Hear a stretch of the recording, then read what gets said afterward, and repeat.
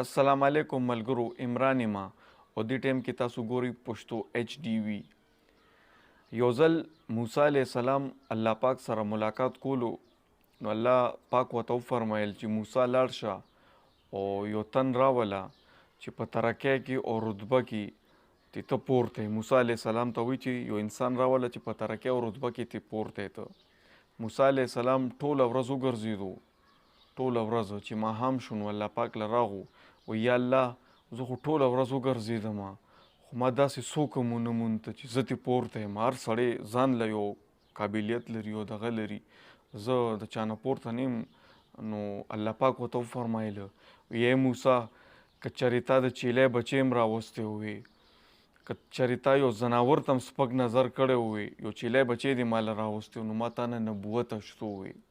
چې موسی علیه السلام ته دا دغه نه و چې هغه نه هغه ورته دا ویلی وی چې یا الله دا پلانکي تن نه زه پورته یم. نو الله پاک وی که تا ځناور هم راوستی وي نو الله پاک به د موسی علیه السلام لحاظ نه کولو، نبوت یې تېر شو. او نن مونږ او تاسو غوندې تنان چې جیب کې به ورسره لږې پیسې راغي نو انسان سره بیا د سپي غوندې معاملات کوي. که د یو انسان قد ډېر پورته دی دا هم وله الله ورکړی دی، که څوک پیشتیان دي لنډیان دي نو دا هم الله کړي. دا انسان نشي کولی. لکه دغه یو زه تاسو سره کومه ویډیو شیر کوم نو دا الله ته خو نه ویلي چې الله ما پیشتې پیدا کړه یا ما لنډ پیدا کړه. دا د الله تقسیم دی. نو مهرباني وکړئ هر چا سره ښه سلوک کوئ او صرف پیسې هر څه نه وي. نن یو تن سره ډېرې هم پیسې دي او څونه پیسېګانې دي، نو کله چې خاورو له لاړ شي نو د دې پیسو حساب به ورکړي. دا یو لنډې قد والی انسان دی، د ضرورت رشته لپاره د دغه کړی دی، ریکویسټ کړی دی چې مونږ دا ویډیو شیر کړئ تاسو چې ما سره څوک واده وکړي که نه.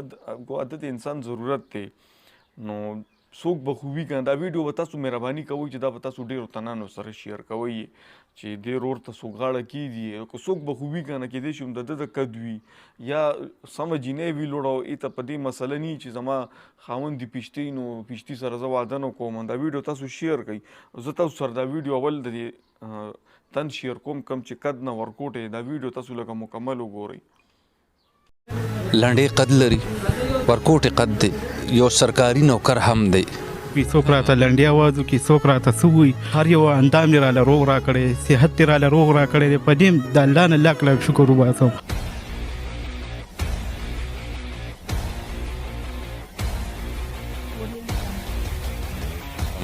وعلیکم السلام. اعوذ بالله من الشیطان الرجیم. بسم الله الرحمن الرحیم. د الله پاک لاک لاک شکر دی، د الله پاک لاک لاک شکر دی. ښه ژوند هم روان دی، په دې د الله نه ډېر شکر وباسم په هر یو نعمت.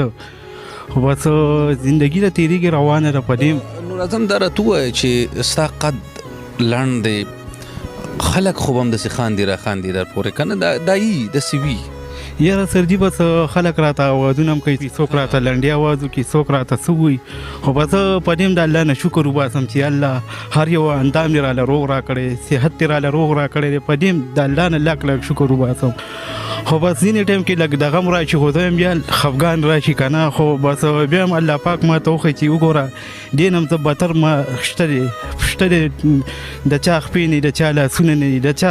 بس په دې هم زه د الله نه شکر وباسم، په سجده پرېوځم یا الله ستا لاک لاک شکر دی چې زه خو په صحت دې روغ پیدا کړی، تا ته محتاج یم، نور چاته نه. یا الله صرف بس زندګي ده، دا زندګي تېرول غواړم. او بس لکه کله چې انسان کې څه معذوري راشي، کله چې انسان